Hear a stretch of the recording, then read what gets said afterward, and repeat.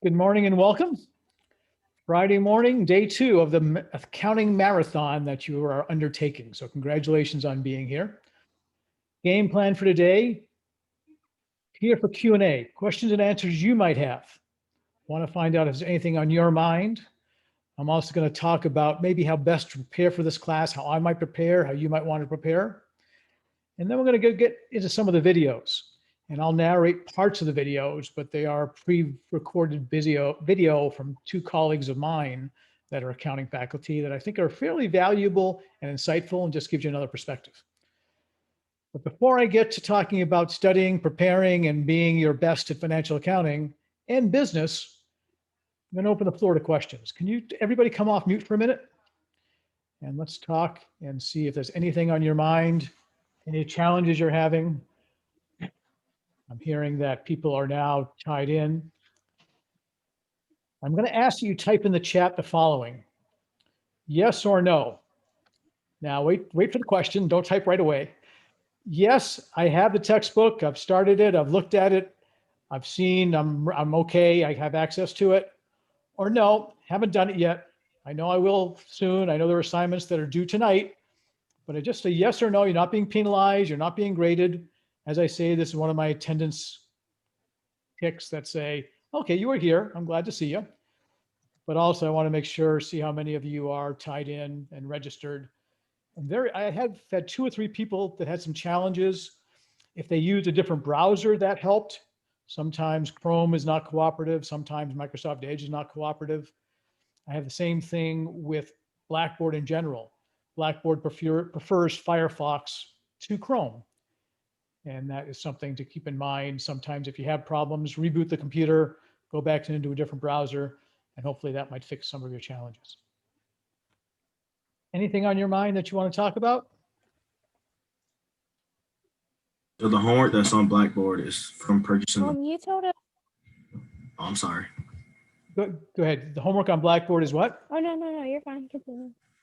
I said the homework that's on Blackboard, we have to have the book purchased before we can start on it. The discussions, no, but the homework on Blackboard, yes. Okay. And as I said in the last class, by the way, there's a posted video on class 1. So if you missed the last class and you want to see what happened and get the explanations, it's there for you to review. This video will also be posted in case you want to review it too. Blackboard, when you go into the homework assignments, the discussions, due dates are there. There are other assignments you might have to submit, but most of the chapter assignments are through McGraw-Hill Connect. As soon as you try to enter your first assignment in Connect, it will prompt you to register. If you have an access code, great. More power to you. Put it in, you're good to go. If you don't have the money or an access code yet, you get 2 weeks of free access. So you still want to get the homework done tonight. You still want to register, make sure by today, you still want to be in track. I did say that chapter 1 homework, you will not be penalized for late submissions. Mostly those are folks like our National Guard rep who's in DC still, won't be back till next week, or folks that have challenges during this first week of class, from transmissions to home issues to other things going on. But if you are delayed in doing your homework, you're not going to get any penalties grade-wise from chapter 1. You will from chapter 2 on out, so be warned. I encourage you, though, not to wait till next week. Oh, I got a free ride. Cool. I don't have to do my homework till next Thursday, 2 weeks? No, you really want to get on top of it now because you will be falling behind faster and faster. So the 2-week free registration, do it now. Get the homework, stay with it, keep up with it. And like I say, you get past the first 3 weeks. I said that on Wednesday. You get past the first 3 weeks, you're ahead of the game. There are a lot of introductory things, especially in week 1, how to use Connect, how to use Tableau, Excel assignments, the different kinds of assignments you see. There's explanations and some quizzes that go with that.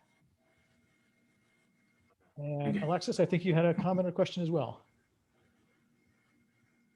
Yeah, you said to print the PowerPoints before watching the note or watching the videos. Where can we find the PowerPoints exactly? If you go in the syllabus itself, and it's like the 10th page, 8th or 10th page, there's a calendar, chapter 1, 2, 3, 4 with dates. There's some events happening. Right after that, I've got all my video links in the syllabus. So you can click on those. And right after that are links to all the PowerPoint presentations, chapter by chapter. So you can find those PowerPoints in the syllabus. Okay. Emailed to you before class last weekend. You also can find the syllabus posted in Blackboard, but you have full access by clicking on those links. It will take you directly to the PowerPoints. And that's a great question. Thank you for asking. And Tony had a good question Thank too. you. You're very welcome. Other questions? Other things on your mind? So most of the math in this course just going to be basic, like addition, subtraction, multiplication, division? You bet. I said it on Wednesday. If you can do 4-function math, add, subtract, multiply, divide, you can do accounting. We go a little deeper into concepts, some of the rules that you would follow with GAAP, generally accepted accounting principles, some of the ways to record transactions so you understand when you're reading a balance sheet or income statement, where the heck do these numbers come from? And yes, we're not doing heavy algebra. We're not doing any calculus. We're not going deeper dive into any deep mathematics. It really is basic fundamental. And most of it's addition and subtraction. And we're going to do some stuff with Excel today. Excel is a super powerful tool. I'm going to urge you and encourage you to develop skills. Employers want you to have Excel. I'm not just saying just for accountants or finance folks. You need Excel in marketing, in sports rec, in management, in operations, in supply chain, in HR. You need to be able to use a spreadsheet, edit a spreadsheet, create a spreadsheet, and you want to be comfortable in that environment. So yep, 4-function math. Tyler, great comment, question. That's all we need to succeed. I mean, you don't have to be math phobic, but if it's a number, don't be scared of it. You can add 2 numbers, come up with a third. I have complete confidence you'll do fine in this course. Other comments or questions? There was actually a good question in last class of how do I best study this stuff? I am now accessing the book. I'm accessing the what's called Smart Book. I'm accessing exercises. I've got videos. I've got resources. I got a whole bunch of stuff. What do I do with it all? And I'll tell you the way I would approach the class, and then I'll give you some alternative ideas. What works for me may or may not work for you. But what I like to do, and I said it before, and I'm glad Alexis inquired about the PowerPoints, print out the PowerPoint and read it. Don't just start taking notes on it as you go through a lecture or as you go through reading. Read the PowerPoint, read the content. Some of the words will be familiar, some will be strange. The other thing I will ask you to do is read the objectives at the beginning of a chapter. You're going to see some of that same terminology in the PowerPoint. You're going to see where we're going and what the chapter covers and what the needs are. And then I'm going to say, read the end of the chapter summary. The end of the chapter summary not only has the objectives, but then adds a paragraph for each one of those items that are in the objectives. And by doing that, you've now been exposed 3 times to some of the terminology, some of the wording. And I mentioned accounting as a language. And if you can't understand the terminology, you're 80% there. So once you now have a handle and understanding of the terminology, I would read the chapter. Now, sometimes you say, read a chapter. I've got 12 pages to read. That's a lot of stuff. Could be 20 pages, could be 8. Whatever you're comfortable with, read a section and put notes on your PowerPoint slides. That's the way I would study. Then I do the exercises and the problems, and I have an introduction. I have a background. I've seen it a couple of times, and now I'm ready to go homework. Some will say, you know what? I'm more video. I'm a visual learner. I'm going to watch Scott's video. Dr. Scott has these cool videos. Every chapter's got a video. Some have 2 or 3 videos. Great. I'm going to watch those videos. That's going to give me some background. I'm still going to have the PowerPoint at my side. Then I'll do some reading. Or then I'll do some exercises. And maybe if that video is enough, I'm good to go. Maybe it's not. There's something called Smart Book in the McGraw-Hill Connect. And that actually links you, asks you questions, and helps you read the book. And I am aware that not everybody is as good a reader these days or as dedicated a reader as they'd like to be. But yeah, you really do need to read the material to comprehend it, to internalize it, to process it. So I urge you to take advantage of the resources you have. Other thoughts? Just a quick show of hands. How many are on track? You've done some exercises. You're starting to get comfortable with stuff. It's kind of making sense. Excellent. Over half are there. Excellent. That'll save you some work for tonight because there's stuff due tonight. Again, in Blackboard, All of the homework and chapter assignments and most of your quizzes and tests will be through McGraw-Hill Connect. Some quizzes might be through a poll in Zoom. Some might be through a chat in Zoom, and some might be just informal, raise a hand. Additionally, there are discussion items. There are discussion assignments that are due, not in Connect, but they are in Blackboard. You got to watch a 7-minute video, comment on it. You want to post your own background, your own information, comment on your classmates, which means hopefully you read about your classmates. You get to know them a little bit. You get familiar with them. It's all integrated on Blackboard, so you don't need to go directly to Connect. You can all access that information through Blackboard. Sometimes Blackboard is down, and in an emergency in the syllabus for each class, I do have 3 direct links that'll take you to Blackboard. Take you to Connect if you have to. And that's fine. You can go directly into Connect. But I would encourage you to use Blackboard as that modality to access Connect. Anything else so far that's on your mind? All right. So I'm going to go ahead and share my screen. And I'm going to go through and we're going to watch 2 videos. One is kind of a chapter 1 review, and I'll put some commentary on screen as the video plays. But I want you to get a feel operationally for what we're doing with this stuff.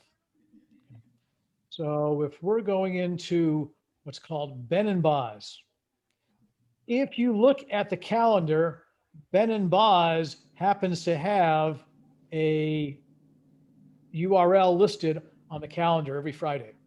If you miss a Friday class, this is pretty much what we're covering most Fridays. There'll be some other things.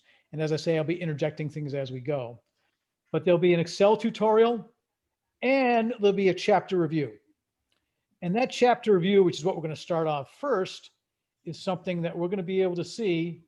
And I'm actually going to share the screen one more time because I'm going to do a new share. And I'm going to go to what's called advanced. I'm going to do a portion of the screen.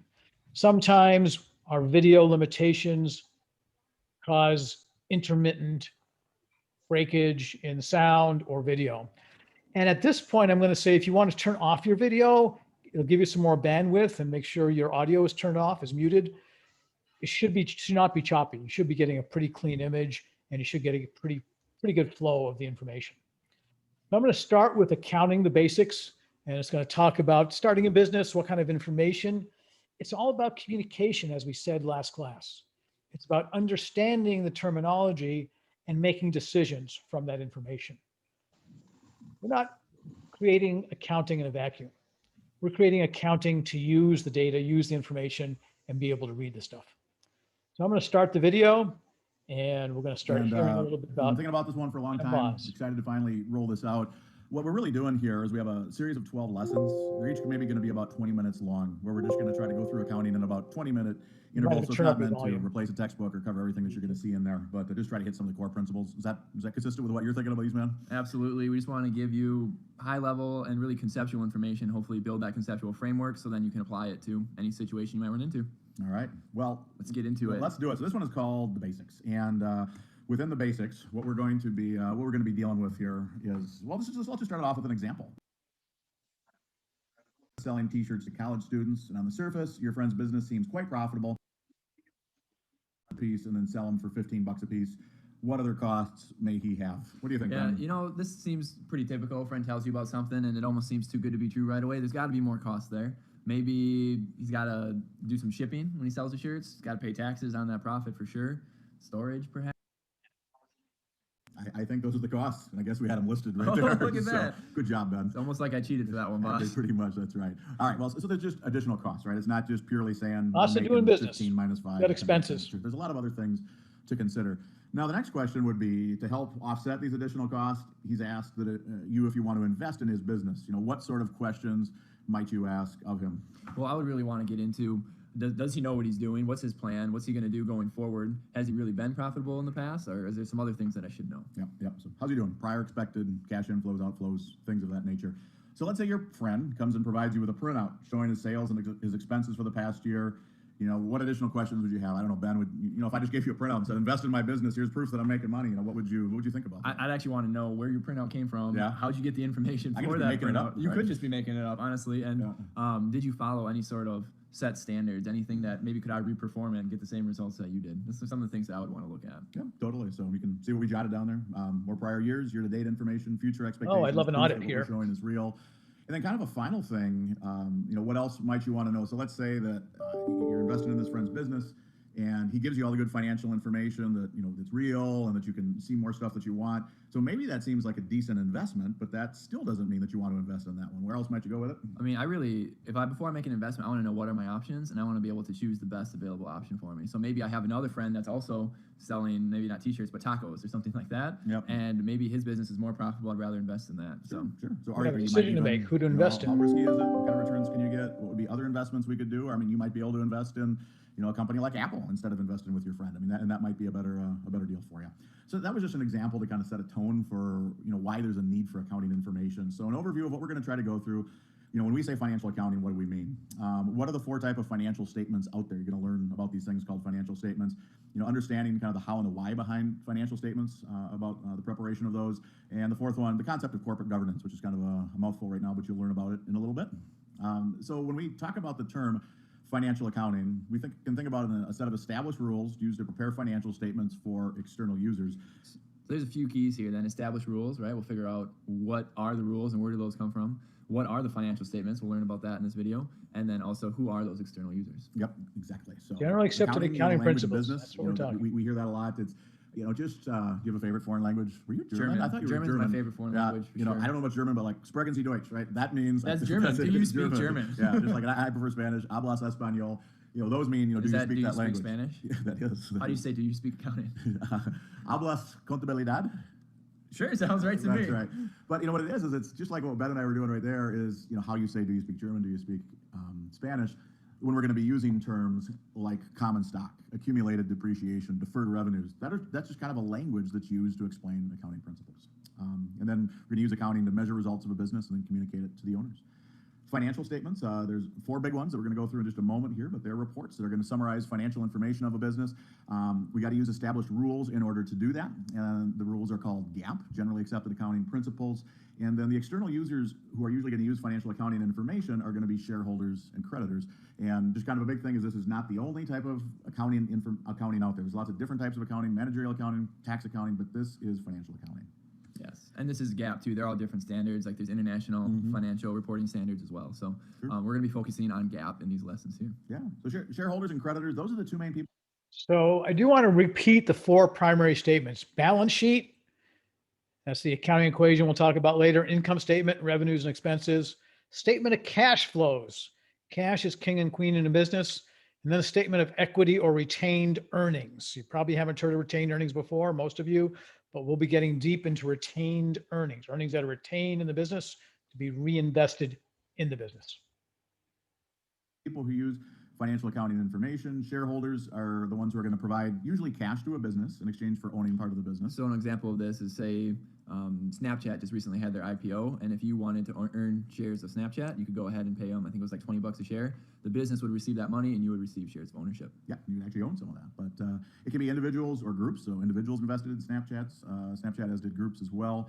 And then, why would you do that? Well, you want something called dividends, which is kind of a cash return on your investment. And then you also want your investment to go up. So if you invested into Snapchat at $20 a share and you're going to sell it in the future, you want it to be something higher than $20 a share. You're not doing so well now, Boz. It's down below 15 right now. Is that what it is? So I didn't even know that. So, but they don't always appreciate, but ideally you'd be able to analyze the financial statements and have a pretty good guess as far as if it's going to be more valuable in the future. Totally. But, so the other group of people is creditors. They're different in that they give cash to the business, but in exchange for more of a promise of repayment. And these are like banks. When you go to get a loan from the bank does not take an ownership in you or your business, but they want repayment. And they want not only repayment of their principal, the amount they loan to you, but also interest on that as well. Let's get into some of these financial statements. Sounds good, man. So in my mind, there's 2 big ones, and the balance sheet is the first one. This is a balance sheet for Home Depot, and what the balance sheet of Home Depot does is it measures the financial condition of a company at a point in time. Point in time, important concept. Shareholders' equity. If we just look off to the right of this balance sheet, Home Depot has a year that ends. It's not a calendar year. They use a year end in January, and their total assets are about 44. This is $billion. It says that these financial statements are in millions. Their total liabilities are about 43 billion. So add 6 zeros to every one of those numbers. But their total assets of 44.5 billion equal their total liabilities and equity of 44.5 billion. And if you stick with us, you'll see in lesson 2, we're going to go through the balance sheet in a little bit more detail, kind of learn some of the ins and outs and how they actually record these items. Absolutely. Just a little plug for lesson 2. That's right. This is meant just to be a momentary snapshot here. So the income statement, there it is for Home Depot, and it shows the prior 3 years. And again, it's in millions of dollars. So Home Depot sells about $100 billion worth of stuff. And after deducting their expenses, they made about $8.6 billion. So that's just kind of a snapshot, and it looks like they are growing over time. And if you look at that, look at the trends from fiscal year 2015, and fiscal year is not calendar year. These are 12/31 year end. I think they said a January 31 year end maybe. So look at the increase in sales from $88.5 billion to $94.6 billion to $100.9 billion. So that's a pretty interesting trend. And then our net income went from 7 billion to almost 8 billion to 8.6 billion. Got a question for you. In the chat, please type the following: increase, decrease, or it depends. Let me ask you the question. If a company increases their sales by 30% and increases their net income by 40%, is our stock price going to increase, decrease, or it depends? Please type your answer in the chat for me. Everybody gets to participate.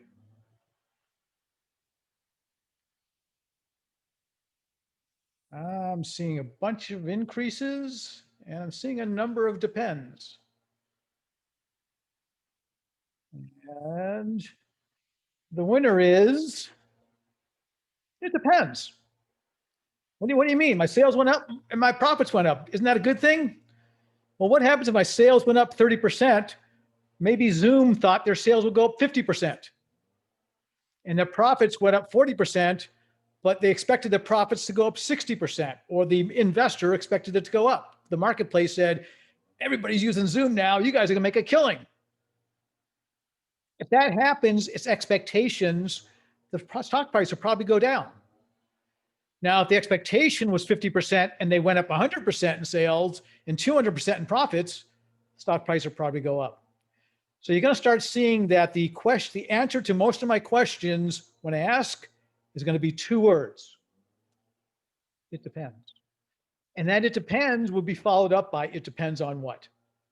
So be aware that accounting is not cut and dry or black and white as people really think it often is. There's a lot of gray area in the discussion, and that's what we're going to be talking more about as we progress. Home Depot, what the income statement does is it measures revenues and expenses over a period of time. The key equation, revenues minus expenses equals net income. Yeah, and if you look over on that income statement for the Home Depot, you see the first line is revenue, and everything else outside of some of the subtotals are just various expenses that they have to report. Now, notice you just said the first line is revenues. I don't see the word revenues anywhere on that income statement. Oh, but I do see the word net sales. So if you said, Dr. Scott, where are the revenues? Well, that's the stuff you sell. That's net sales. That's goods sold, not cost of sales or cost of goods sold. That's some expenses of what you bought. But the net sales and revenues mean the same thing. When I talk net income or net earnings, at the bottom of that spreadsheet, you see the term net earnings, unless you're on a mobile and they're probably too small to read it. But net earnings, net income, or return, they are terms identical for the same thing. So be aware that you will be seeing different names for the same stuff. Don't be scared of it. And again, there's no numbers involved when I say net earnings versus net income versus return. It's just that the terminology is important to understand. Because investors and the bank want to know where are they spending their money. Totally. It's more of a chapter 3 type of thing. They're going to have for lesson 3, they're going to have to stick around through lesson 3 to learn more about the income Looking statement. forward to it. Yeah, already. Totally. We're giving plugs. Statement of stockholders' equity, and this is an example of one for Home Depot, measures changes in equity over a period of time. It's got common stock and retained earnings. Sometimes common stock called paid in capital here, or excuse me, here's the common stock and here's the retained earnings. And the key equation is you're going to have the beginning balance, and you can see that balance at the beginning. And the common increases are going to be profits and stock issuances. The common decreases are losses, dividend payments, share repurchases. And so you start with the beginning, you adjust for those items right there, and you're going to end up with your ending amount. Yeah, you can see this one does get a little bit more complicated than the balance sheet or the income statement. And in this first accounting course, we're not going to spend too much time on it. Doesn't mean it's not an important statement, but it's just one that we don't spend as much time on. Yeah, these amounts feed into the balance sheet, so we're going to work with them as we go through the balance sheet. One of the final lessons, it's going to be a lesson 11 out of 12 that we're doing. It's a 12 lesson series we got going here, but lesson 11 is the statement of cash flows in more detail. Here it is, very summarized, but this is Home Depot. We can see if we go to the very bottom here that Home Depot has $3.6 billion of cash at the end of the year. They had $2.5 billion of cash at the beginning of the year. So what this statement does is explain how did they go up by $1 billion in cash? What were the big changes? So it's going to summarize cash flows going in and out of the business over a period of time, cash at the beginning, and then we're going to adjust it for cash flows from operating activities, investing activities, and finance. Yeah, and so operating is kind of just their day-to-day. When you walk into a Home Depot and you buy something from them, that cash inflow would go into the operating section. Investing is getting into maybe they're building new stores or things like that, investing in that, their own business. That falls under the investing activities. And then financing is kind of how do they pay for it. That could be earning new debt or paying down old debt, things like that. Yep, totally. And you want to understand, and I can't think of a better acronym for OIF, OIF, but operating, investing, and financing are three terms you want to be aware of. And as they indicated, operating is the day-to-day operations. You buy stuff, you sell stuff. Investment is usually investment in plant and equipment. You bought a building, you bought machinery, or you might have invested in somebody else's business. You bought stock in their business. And financing is issuing debt or issuing equity, selling stock and somebody investing in you, or going to the bank and getting a loan, or going to the public market and issuing bonds and getting loans and getting monies in that way. And huge important statement. We don't get, again, there's a chapter or a lesson going to be dedicated to it a little bit later on. So we move into the preparation of financial statements, and kind of a key here is to know that most businesses don't use financial accounting. You know, most businesses out there are private and they're not required to prepare financial statements. Ben owns a beekeeping business. You know, I do some speaking. I published a book. We're private. We don't have to prepare financial statements at all. Do you prepare financial statements? Not under financial accounting, but just a brief summary needed to do my tax return, basically, right? I do, but what happens is when a business becomes publicly traded, then you have to prepare financial statements. So Ben just mentioned Snapchat, but publicly traded companies, those are most of the big ones that you're thinking out there. So I mean, this is your Apple, your Facebook, your Amazon, your Google, your Microsoft. Those are 5 of the biggest in the whole world. But some big companies are not publicly traded. You know, and we're here in Minnesota. Cargill is one of the biggest companies. Many listeners tuning in from down south. Loves Truck Stops as an example. They are not a publicly traded company. But a lot of big businesses are. To be publicly traded, basically, SC Johnson's not publicly traded. Kohler's not publicly traded. Allow your shares to be freely traded. Sunoco in Hartsville is publicly traded. When you buy a share of stock, say if you went out to the market right now and bought a share of Snapchat, you're not giving Snapchat your money and they're giving you a new share. You're probably buying it from someone else who owned the share and now wants to sell it. Only when businesses do their initial public offering do you buy shares directly from them and give the business your cash. But usually, you're just going to be trading with other investors. Exactly. Initial public offering, that's where the company gets the money. Sometimes after that, you're trading between other investors. Or they think it's a good practice too as well. So I mean, we talked about Cargill or Loves Truck Stops. I can almost guarantee that they've got financial statements. I mean, they totally have financial statements, but they don't technically, have to follow the financial accounting rules unless there's some specific requirement to do so. And so there are a ton of different regulations and rules required if you're going to issue statements publicly. And so why is that? Well, started back in October of 1929. Kind of the stock market crash triggered the Great Depression. The stock market actually lost about 25% of its value over a 4-day period.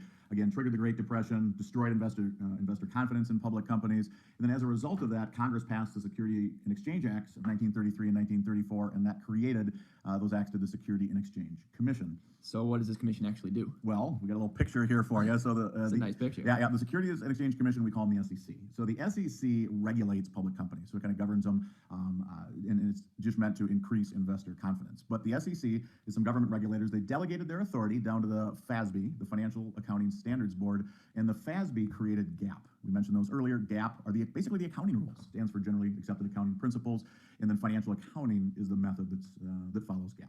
All right. Now I will mention that Congress oversees, they can override the SEC because they created the SEC. SEC can override the Financial Accounting Standards Board, the FASB. But 98% of the time, FASB makes the GAAP, reviews it in the profession, and reports it back to the SEC and requires SEC can mandate whatever they want. that folks must prepare financial statements. And the financial statements they must prepare, annual reports, are known as the 10K. We go on to the SEC reports. There's a lot of different SEC reports that are required. Probably the two biggest in this course that we're going to get at are the 10K and the 10Q. The 10K is an annual report, and it has to be prepared within 60 to 90 days after the end of each year, depending upon the size of the company. And so those Home Depot numbers that we were looking at earlier, that was part of their 10K, which was their annual report. Balance sheet doesn't make as big of a deal because that's as of one specific day. The income statement is where it's a bigger deal, where that income statement then on the 10K looks at all of the money that they made in the last year. Exactly. And then the other ones, the 10K is a big one. The annual report, we'll go through a lot of references to that throughout these 12 lessons. Then the 10Q is a quarterly report. So if you are a public company, every year you have to publish a 10K, and you have to, every quarter publish a 10Q. It reports both the financial statements and then also additional information about the business. And you get in big trouble if you don't. So we'll talk about some of that trouble coming up. When we use the term corporate governance, we kind of ask the question, well, stockholders. So Ben said, you could have got in with Snapchat. If you would have given Snapchat $20, you could have a share of ownership of Snapchat, be an owner of the company. So how do you make decisions for the company? Well, what the stockholders do is they elect a board of directors. And we're going to show you a picture of Home Depot's board of directors in a bit, but oftentimes 10 to 15 people who are in charge of making executive decisions for the company. One of the biggest decisions they make is they appoint the key executives, including the CEO, who's the top executive, and then the CFO, the Chief Financial Officer, who's another one of the very top executives. And then the CEO and CFO are going to appoint other executives and managers. CEO and CFO, they're also responsible for the financial statements. Yeah, and actually, I want to add a couple of things on this slide here. So if you're looking for a visual, kind of think of it as like an upside-down pyramid, where there's going to be a lot of stockholders with most corporations. And so they're going to be the biggest level. They're going to pick the board, and then the board picks CEO, CFO to run the company.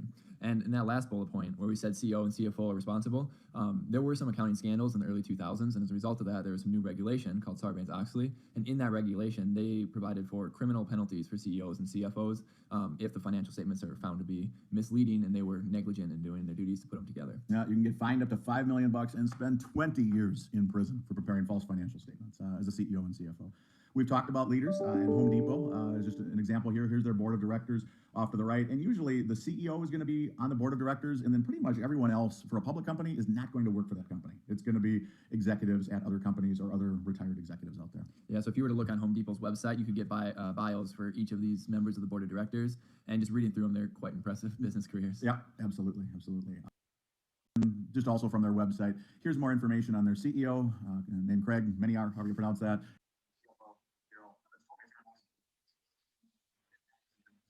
Yeah, umlaut, it's not accents like I that. don't even know what that is, but that's just an example. These are the people that if you own a share of Home Depot, you entrust the board of directors and these chief executives to make good decisions. So your share price hopefully increases. And even though shareholders pick the board picks the executives, you still don't really know that the numbers produced by the company, the financial statements, are actually correct. So what do we do about that, Boz? Yeah, I mean, it could be that the company could have an incentive to provide misleading financial statements so that investors like that company. So what happens is the board of directors appoints a subcommittee called the audit committee. And the audit committee appoints an independent CPA firm to audit the company's financial statements for accuracy. A CPA firm, they're a group of individuals who have earned CPA certificates. Are you a CPA, Boz? I'm a CPA. I am too. You are too. And they work together, and oftentimes big firms, you don't have to, but they oftentimes do. And there's called the big four in the world. And alphabetically, it's Deloitte, EY, KPMG, and PwC. Before I became a prof, I was at Deloitte. And before I came a prof, I was at KPMG. And Home Depot, I expect you to know those four names: Deloitte, EY, formerly Ernst & Young or Arthur Young, KPMG, and PwC, PricewaterhouseCoopers. You don't need to know what the abbreviations mean. I used to work for EY, Arthur Young. Actually, when I was there, it was called the Big Eight. Now they're called the Big Four. It was Arthur Young, and they merged with Ernst & and became Ernst & Young. So Deloitte, EY, KPMG, PwC. I want you to know the difference between a CPA firm and maybe a law firm or a PR firm or an ad agency or an engineering firm. These four folks, these four CPA firms do most of the audits for the Fortune 500. And as they indicated, Home Depot is audited by KPMG. And there are internal auditors and external. The external auditors, they make the big bucks. The internal auditors, they do a lot of preparation during the year. But only the external auditors can sign an audited statement saying, we looked at the books and they're cool. It's called an auditor's opinion. We'll talk more about that later. They pick an auditor and they have selected KPMG. I did not work on that job. If you were in the Atlanta office, you might have, though. I'm sure there's Probably a pretty big job. they're probably one of the honestly, biggest clients in the Atlanta office. The government, they've also created something called the PCAOB, the Public Company Accounting Oversight Board, which is just there to help oversee the audit of public companies. And if we backtrack just a hair, I looked it up this morning, and Home Depot last year paid KPMG about $6 million for all the work that they I was going to performed. guess 5 to 10. So, Yeah, but, 6 million is about 5 for the audit, and then about $500,000 for the tax, and then something they call audit fees. Yeah. Well, and for a $100 billion company, 6 million is actually not a lot of audit fees. Because Home Depot, when you think about it, that's a fairly simple company. I mean, in relative speak for a $100 billion company, but it's retail, right? And it's mainly in the United States. So not a ton of international operations, not a ton of financing, not a ton of manufacturing as well. So you get to, if you had a $100 billion company that was a multinational manufacturer or a gas and oil company or something. $6 million to do the audit. The impact of the financial statements. So the value of public companies is set by supply and demand. So what do people think that it's worth? And that's very subjective. So it is constantly changing. So as of July 2018, Home Depot had about 1.15 billion shares outstanding, and they were worth about $202 each. So the total value of Home Depot was estimated at about $230 billion. That's called the market cap. Market cap, yeah. Whereas the most valuable company in the world is Apple, and as of July 2018, Apple had nearly 5 billion shares of stock outstanding at a value of $190 a share. Apple is worth nearly $1 trillion. But, just massive. More money than I have. But those amounts are pretty fluid, aren't they, boss? Yeah, they change basically every second during the workday. So because people are constantly, looking at this $202 that Home Depot's worth with the Apple. Price of a share times the number of shares gives you the market cap or the market value. So the impact of the financial statements. So the shareholders or stockholders, they don't often know how the company is performing on a day-to-day basis. So the company needs to issue financial statements, and they do that via a press release, and that can often happen a little bit before they issue those 10Ks and 10Qs. So it's just if you go out to a company's website, they publish how much money they made, as an example, and they tip off the press on that so the press can report it. And then the shareholders react. Higher than expected net earnings means the share price is going to go up. Lower than expected net earnings means the share price is going to go down. In May, Home Depot released earnings, and earnings were good, but their sales were lower than expected, so their share price decreased a bit. There was big news here recently that Facebook released earnings, and I think it was their new subscribers was down, and their share price declined by 20%. And Zuckerberg, his net worth went down almost like instantly, over $15 billion. All just on one day, releasing earnings. Yeah. He's still doing all right. He's still got a 50 or 60. By the way, market cap at one time, ExxonMobil was the #1 company in the world in terms of valuation. One time Volkswagen was, at one time Apple was. There's the Saudi oil fields now that is a publicly traded company. So market cap varies. It changes hour to hour, minute to minute based on stock price. I don't feel too bad for him, but it's just interesting. Yeah, totally. So that's just kind of a little overview for you today. That's our first lesson. We're going to dig into more details in the future ones and how these things get prepared and how we interpret them. So we just want you to remember, so financial accounting, it's a method for accounting of a business's results, and we're going to be using special accounting rules called GAAP. There's 4 big financial statements out there: income statement, balance sheet, statement of stockholders' equity, and the cash flow statement. We talked a little bit about how the financial statements are going to impact stock prices, and then this is governed by the SEC and FASB using the accounting rules, the generally accepted accounting principles. That gets us through the end of lesson 1. Appreciate you tuning in. Thanks for tuning in. Okay, I'm going to go ahead and stop the share and open the floor to any questions you might have. Anybody have anything on their mind? Anything you want to talk about? Got one more video. This will be a little shorter. Going once. Going twice. I have a question. Sure. So, let's say like a company's books are not right and they get in trouble, and the CEO signs off on it. Would the CEO be in charge of, would they get the full punishment, or like everyone involved in that? Great question. With Sarbanes-Oxley, which came out 2002, 2003, there are penalties. On the 10K, the chief financial officer and the chief executive officer both need to sign the statements. They're saying, to the best of our knowledge, it's right. But if they're not right, that's a great question. If there's intention of deceit, they can go to jail, get fined, and all kinds of hassles. If there's no intention, I don't think a jury is going to convict them of too much, but the buck has to stop somewhere.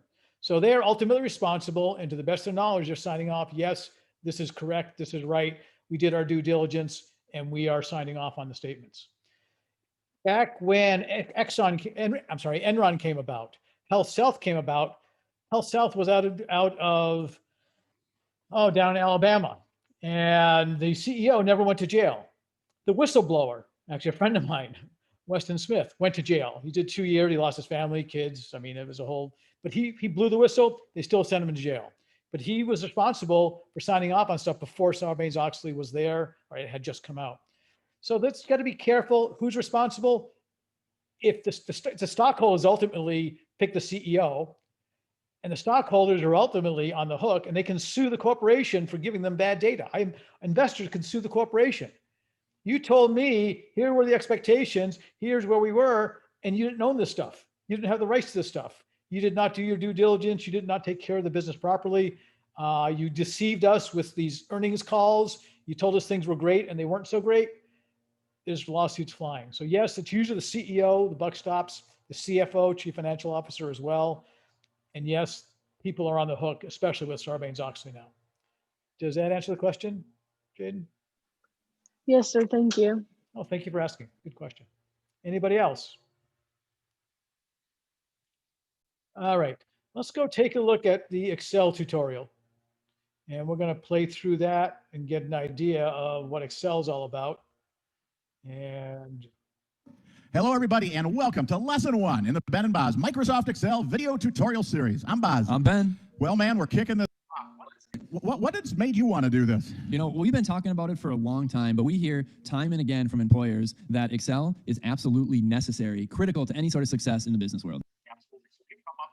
75 kind of shortcuts, tips, tricks, techniques that we're going to spread over 12 lessons, kind of matching along with an intro accounting course, chapters and lessons within those. And starting with the very basics. So we're assuming you know nothing about Excel at this point, but by the end, you'll be a certified pro. You issue that certification, man. You will be a Ben and Boz certified Excel pro. I love it. All right, well, let's get into it. Today in this first lesson, we want you to understand introductory features of Excel, and we also want you to know how to do some basic mathematical functions so you can just go ahead and throw away your calculators. Yeah, just a lot of simple formulas today. If we went down to those specific actions, you know, how do you get a formula going? How do you add, subtract, multiply, divide? We're going to find a different way to sum things up. And then just some simple things, you know, how to use the escape key, how to save, you know, how to repeat actions, undo actions. And that's going to be fun, man. All right, well, let's get into it. If we move over to our template tab, again, just using your mouse, moving over, click on template down there, and it brings up a whole new sheet that we created for this video. As you can see, we have a partial, and what we want to do in this video is actually finish off the balance sheet and income statement. Assets, Ben. Please just go ahead and type 29,000 in. 29,000. Boom, you learned Excel. How do you feel? I feel great. Now, the only problem is if the cash is off and it should have been $1,500, we're probably going to have to retype total assets, aren't we?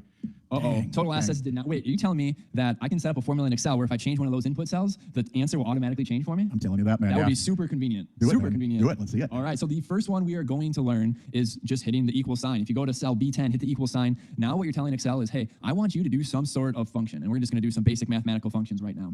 And I'm going to use the arrow keys. Throughout the series, you'll hear us talk about using keyboard shortcuts as much as possible. You can do things with the mouse pad, but we want you to get used to using the keyboard as much as you can because it's so much faster. So amen, brother. I'll just use that up arrow key, navigate up to cash, and then I'm going to take the 1,000, hit the plus key, so shift and the equal sign, and now I'm ready for my next argument or piece of the formula here, so I'll navigate up to the 5,000 using the arrow keys, hit the plus sign, just to show you that it works. I'll take the mouse pad and click on 3,000 here, so you see that it can work by clicking on it, and then hit the plus sign again, and click on equipment for 20,000.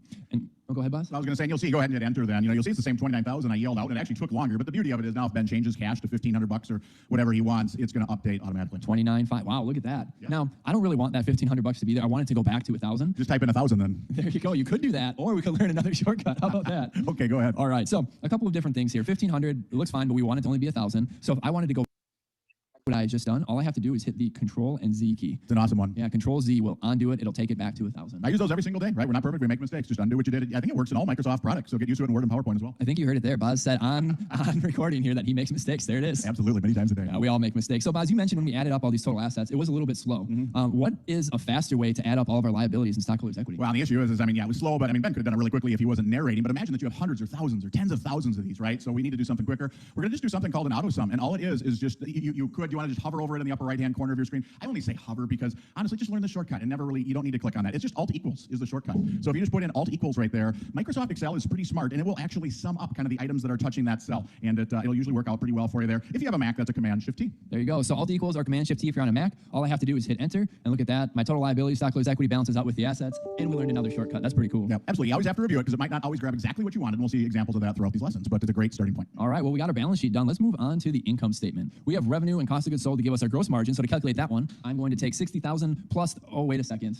I made a mistake, boss. Well, you better just hit enter and then Control Z, right? That, you mean, that would work, right? Yeah. I could also just hit the backspace key a couple times. Yeah, you could That put the might minus work. in there. But the point we want you to learn with this one here is that if you're making a mistake in Excel and you realize it, just go ahead and hit the escape key. Once I hit escape, you can see it just goes right back to where it was before I started typing anything in here. Yeah, and this one, sometimes you'll be in a formula that's a little bit more difficult, and it won't let you hit enter to get out of the cell because you have a mistake, and you won't know what you did wrong. And you're just like, let me out, and you just hit that escape key. Yeah, when in doubt, just hit escape, and you'll go back to where it was before. So what we want to show this time, not adding, of course, we want to subtract cost of goods sold from revenue. So you want to hit the equal sign using the up arrow key twice to get to revenue, then hit the minus sign and the up arrow key one more time, and you can hit enter. There you go. Beautiful. All right, Boz. I accidentally hit Control Z and undid that formula that I created. Man. What do I do if I want to put it back? Well, you could either retype it if you wanted to be slow, or I don't want to waste that time. No, you could hit the redo, which is actually Control Y. All right. So if you accidentally delete something that you don't want to delete, just hit Control Y and it'll go redo it again. I do those once in a while, usually on purpose, right? I undo something just to see what it looked like before, but then I want to redo it. So that's what Control Y, that's when I use that one. Yeah, a lot of times if I'm changing an input and I want to go between two numbers and see maybe the impact on net income or something like that, just Control Z, Control Y so I can see net income at both Absolutely. levels. Yep. And there are mouse shortcuts for those. No need to learn them. Just use these keyboard shortcuts. All right, so operating income is my next one. And to do that, I'm just going to hit the equal sign, up arrow to gross margin, subtract, up arrow to admin expenses, subtract, up arrow to selling expenses.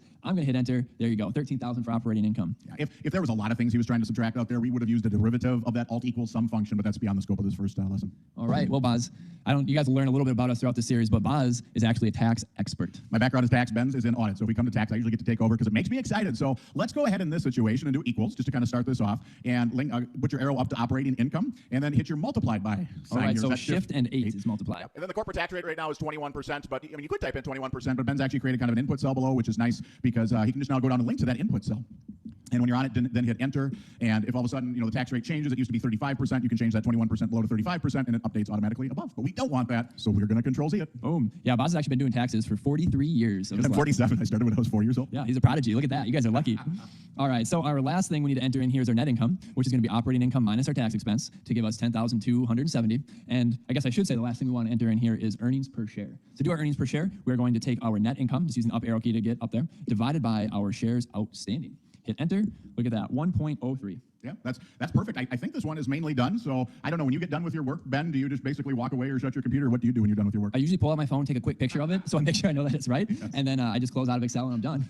That's one option. Do you have any other ones? Another option would be to save your work. And anytime you're working in Excel, just save your work about 100 times, just to make sure. If I've lost tons of stuff on worksheets where I hadn't saved, my computer crashed for whatever reason, so just get in the habit of saving. Microsoft products do have an autosave feature, but I don't 100% trust it absolutely every few minutes. Well, because it's so easy, right? So the first time you're ever going to save it, it takes just a few seconds more, but after that it's easy. So the first time you're ever going to do it, you would just you could go up and click. Well, would you just hit Control S right off the gate? Probably. The first time I'm going to do it here is I hit Control S for save, and it asks me to save this file and then choose a location. If I want to save it somewhere else, I can click on more save options to go that way. But then I know, I have my file saved and I'm ready to go. I think, Boz, you were talking about another way to save. Yeah, if you wanted to go up to File in the upper left-hand corner, click File and then click Save As. If you go down a few, it brings up just a little different view. Maybe helps you get into a folder a little bit more quickly. But normally you would just hit that Control S and do it. Well, then the beautiful thing is once you do it the first time and get it in the right area, all it is a Control S. It's a half-second thing that you do every few minutes just to make sure it saves. Perfect. Well, I actually don't want to be in the screen, so I'm going to use that magic escape key here, and that'll take me right back to my worksheet where I want to be. And actually, I just want to mention a lot of the formulas we're going to be talking about are almost intuitively obvious.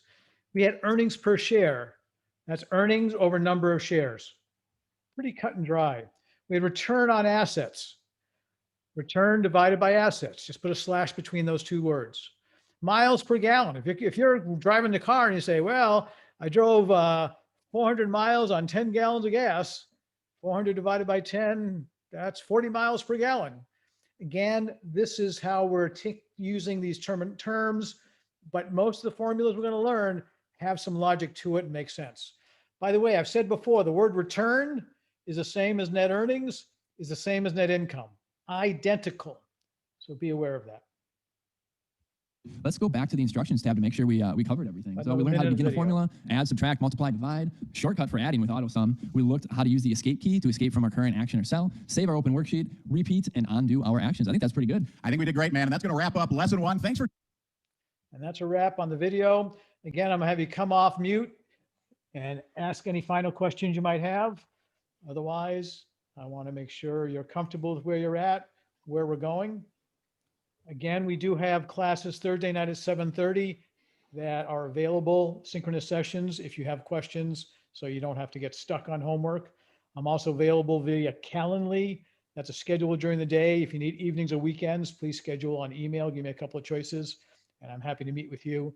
I'm also willing to make videos of exercises that you're being challenged by. If you have a problem and we talk about it, I might record our conversation, or you might say, I'm having a problem with this, need some key numbers or some ideas or insights. I'm happy to do that and or make a video, post it for the benefit of everybody in our Blackboard and make it available. I have a YouTube channel where I post all this stuff, but I link it to Blackboard, so you don't have to go to my YouTube channel. Any other questions? Dreams, aspirations, ideals, philosophy, goals, directions, wants, desires.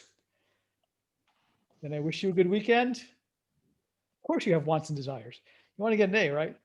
So I will wish you a wonderful Friday, a great weekend. I will look forward to seeing you on Monday, if not sooner. Anything I can do to help, at your service. Have a good one. Be well. You too. Thanks. Thank you. Me too. Appreciate it.